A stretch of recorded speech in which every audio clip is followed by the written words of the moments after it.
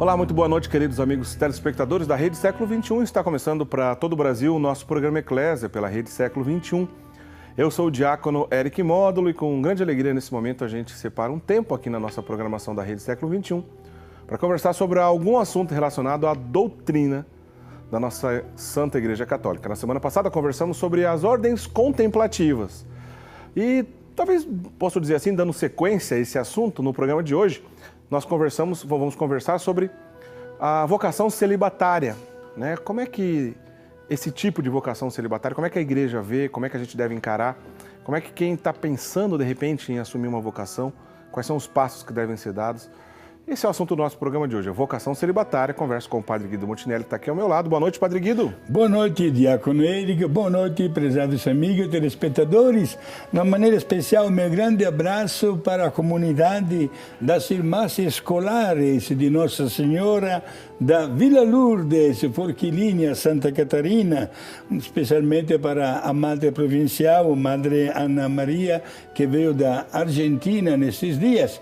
Estão estudando a possibilidade de abrir um processo, diácono Eric, a respeito de uma cura milagrosa que aconteceu, graças aos pedidos para a fundadora, Madre Teresa de Jesus Gerhardinger, que já é beata. Já é beata e que poderá determinar a canonização. Como é que é o nome da beata, Padre Guido? É Madre Maria Teresa de Jesus Gerhardinger, natural da cidade de Munique, na Alemanha, onde inclusive se encontram até hoje os seus restos mortais. Um grande abraço para toda a comunidade. Gente, exatamente como uma continuidade lógica do tema da semana passada sobre as ordens de vida contemplativa, vamos apreciar cada vez mais o gesto da doação de uma vida para o serviço de Deus, seja na vida conjugal, que é uma doação, como também quem escolhe consagrar-se integralmente ao serviço de Deus, que gera a vida espiritual. Tá certo, Padre Guido. A gente já vai entrar nesse assunto, Padre Guido. Antes, eu queria dar um recadinho aqui para os nossos amigos telespectadores, que é um assunto que está dominando os noticiários e também as redes sociais ontem e hoje, relacionado a um problema. A gente vive tempos difíceis, né? Na Inglaterra, há um tempo atrás, já houve um caso que se repete agora mais uma vez. Pela segunda vez, uma criança com uma doença degenerativa grave, um problema sério de saúde, que a família encontra problemas burocráticos e, diria assim, problemas relacionados diretamente à liberdade dos pais em relação ao tratamento dessa criança. Acho que a gente tem algumas imagens para pedir para o nosso diretor colocar. Se trata então do Alf Evans, uma criança que nem completou 2 aninhos de idade ainda, 22, 23 meses de vida. O Alf Evans é um garotinho inglês, tá aí a fotinha do Alf, lutando para sobreviver. O Alf, ele desde o final de 2016 está internado no hospital na cidade de Liverpool, lá na Inglaterra.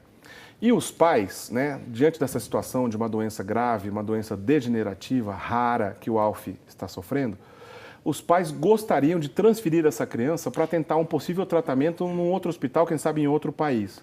Mas as autoridades britânicas, além de não permitir essa transferência, na noite de ontem está inclusive a família que encontrou com o Papa Francisco, são os pais do Alf que se encontraram recentemente com o Papa Francisco.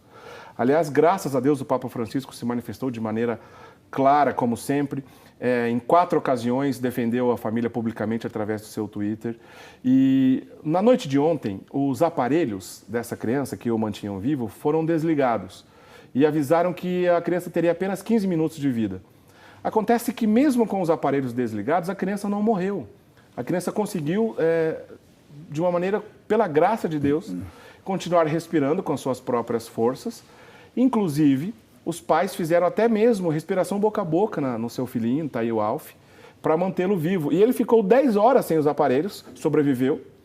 E foi tão constrangedora a situação para as autoridades britânicas que os juízes decretaram, então, que era para ser desligado esse aparelho, que a criança não morreu e pela manhã, no dia seguinte, foi permitido que, de novo, religassem os aparelhos. A criança está respirando através agora de oxigênio, não mais aquela ventilação artificial que permitia que ele estivesse vivo, ou seja, os próprios pulmões estão funcionando e a criança não morreu.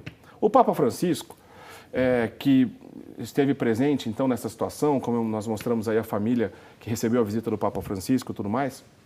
O Papa Francisco está, através do seu Twitter, principalmente, deixando bem claro que o direito da família deve ser preservado e, se eles quiserem algum tipo de tratamento, a família tem o direito para isso. Inclusive, ele foi permitido, Padre Guido, logo justamente o seu país, né, a Itália, ele conseguiu a cidadania italiana. O Hospital Menino Jesus, que é o hospital referência, né, em toda a Itália para tratamento de crianças. Em Roma, né? Sim. Tem lá em Roma, Padre Guido, Menino Jesus, né? Sim, sim.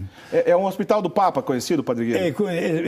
Digamos assim, protegido e financiado também pelo Vaticano. Isso aqui é verdade. Uma família que no passado abriu esse hospital e depois doou para a igreja na década de 20 ou 30, se não me engano. Sim. E esse hospital está pronto para receber esse menino, o Alf Evans. Não significa que, se ele mudar para a Itália, terá sucesso o tratamento. Significa que as autoridades britânicas não estão autorizando. E a notícia mais recente que saiu, então, em todos os meios de comunicação, no meio da tarde de hoje, foi justamente que, mais uma vez, foi negado o pedido da família dessa transferência. Ou seja, uma situação que virou problema diplomático entre a Inglaterra e a Itália, a família toda mobilizando as redes sociais, ao ponto do Papa Francisco vir a público, justamente defendendo 2 artigos do Catecismo da Igreja Católica. No número 2277, o catecismo deixa bem claro que qualquer tipo de eutanásia direta, provocando a morte da pessoa, não importa a situação, mas a maneira que provoque a morte de alguém, mesmo que esteja sofrendo, ela é moralmente inaceitável. Óbvio que a igreja não apoia a eutanásia. Porém, logo no parágrafo seguinte, o 2278, a igreja diz que quando um tratamento começa a ficar muito longo, extremamente oneroso e não vê sucesso naquele tratamento, a família pode decidir se continua ou não o tratamento. Nesse caso, não se trata de eutanásia. Se trata de reconhecer que a morte não tem mais o que fazer, a morte chegou e, portanto, vai parar de fazer o tratamento.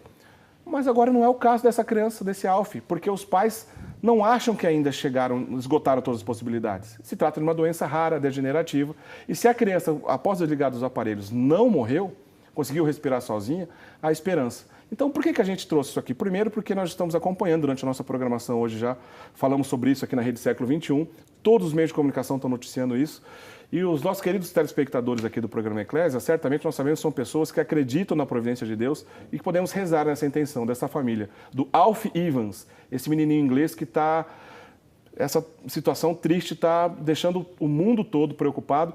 E esse tipo de situação, como eu disse, Padre Guido, obviamente o Papa Francisco não poderia ter tomado outra atitude em defesa da família, óbvio. Não somente, Diácono Eric, também queremos louvar o Papa, que mandou colocar até um avião à disposição para transferir esta criança para Roma. Bem lembrado, tem um avião à disposição para transferir essa criança para Roma, para esse hospital de referência, que é um hospital que a igreja toma conta, o Hospital Menino Jesus, lá da Itália, conhecido como Hospital do Papa, que é referência de toda a Itália esse tipo de tratamento.